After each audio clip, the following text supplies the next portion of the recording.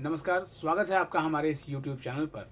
मैं मुनमुन श्रीवास्तव आपका हार्दिक अभिनंदन करता हूँ। कोई उम्मीद जब नहीं दिख रही थी, तब सांसें बिक रही थी, तब सरकारें लाचार थी, अब सरकारें बीमार हैं। हमारे एक मित्र दक्ष आर्यन ने ये कविता हमें शेयर की है और इस कविता से ये दर्द झलकता है कि किस तरह कोरोना की दूसरी लहर में लोग ऑक्सीजन सिलेंडर के लिए परेशान थे और लगातार अपने परिजनों को खो रहे थे और उनकी सांसें टूटती जा रही थी और ऑक्सीजन ऐसी चीज हो गई थी मानो उस संजीवनी बूटी के बिना किसी को जीवन दान नहीं मिल सकता था। मुझे वो फिल्म याद आती है, no one killed Jessica. Model Jessica Lal के मर्डर पे बनी ये फिल्म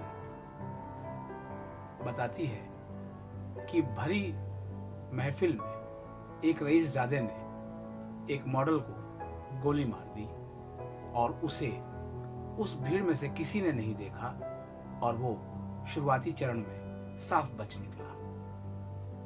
यही हाल कोरोना की दूसरी लहर के बाद राज्यसभा में सरकार ने ऑक्सीजन की सप्लाई को लेकर एक अतारांकित प्रश्न के जवाब में कहा है कि ऑक्सीजन की कमी से देश में एक भी मौत रिपोर्ट नहीं हुई।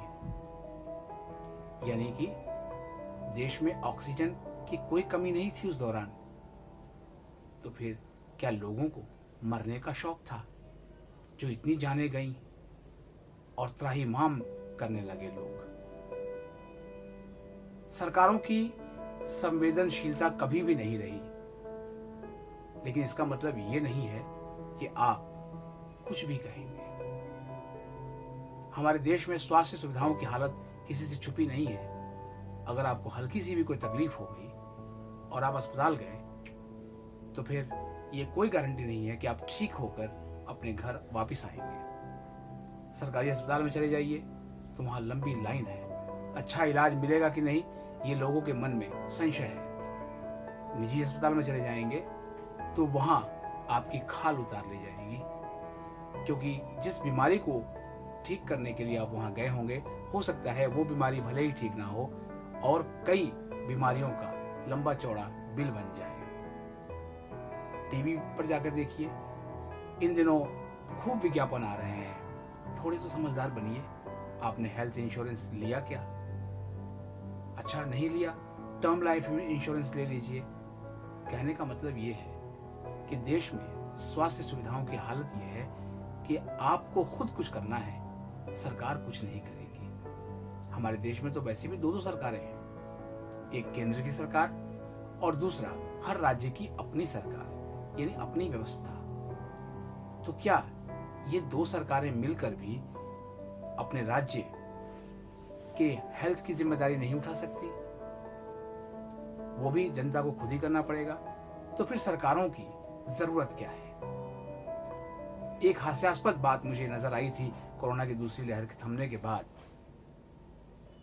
कि सिस्टम फेल हुआ है, सरकारें फेल नहीं हुई। अरे भाई, ये सिस्टम किसने बनाया और सिस्टम के पीछे कौन है? अगर सिस्टम फेल हुआ तो सरकारें ही फेल हैं। आप अपने सिस्टम को दुरुस्त करेंगे, इसका मतलब यह है कि सरकार अपना काम अच्छे से कर रही है। कम से कम इस तरह की रिपोर्ट से लोगों का मजाक ही बनता है। जिन लोगों ने अपने परिजनों को खोया है, आप सोच सकते हैं कि इस रिपोर्ट के बाद उनकी क्या हालत हुई होगी। अब बात करते हैं कि संविधान में हमें जो अधिकार मिले हुए हैं उसमें right to life and liberty बहुत महत्वपूर्ण है। लेकिन अगर देश में महामारी आ जाए तो उस समय क्या हमें जीवन रक्षा का ये अधिकार अच्छे से मिलता है? इसका जवाब ना ही होगा। क्यों? क्योंकि इसको कहीं से भी राइट टू हेल्थ से नहीं जोड़ा गया है। अब समय आ गया है कि हम इसे राइट टू हेल्थ के साथ जोड़ें, क्योंकि जब तक हमें स्वास्थ्य का अधिकार नहीं मिलेगा तब तक जीवन के अधिकार की कोई वैल्यू ही नहीं है। क्योंकि अगर आपको हल्की सी भी कोई तकलीफ हुई तो आप अस्पताल जाएंगे और वहां आपको कैसा ट्रीटमेंट मिलेगा आपको मालूम नहीं है। क्यों? क्योंकि ट्रीटमेंट बिक रहा है। जैसा पैसा वैसा ट्रीटमेंट। देश में केंद्र की वर्तमान सरकार के पास एक अच्छा खासा बहुमत है और ये सरकार यदि चाहे तो राइट टू हेल्थ का बिल ला सकती है, उसे पास कर सकती है और उसे कानून बना सकती है, जिससे इस देश में सभी लोगों को बेहतर स्वास्थ्य की सुविधा मिल सके। मेरी बात से अगर आप सहमत हो तो हमें कमेंट बॉक्स में जरूर बताइएगा। हमारे इस चैनल को आप पसंद कर रहे हैं, इसके लिए हम आपके आभारी हैं। इसे अधिक से अधिक लाइक करें, सब्सक्राइब करें और शेयर करें। मिलते हैं एक और एपिसोड के साथ, तब तक के लिए नमस्कार।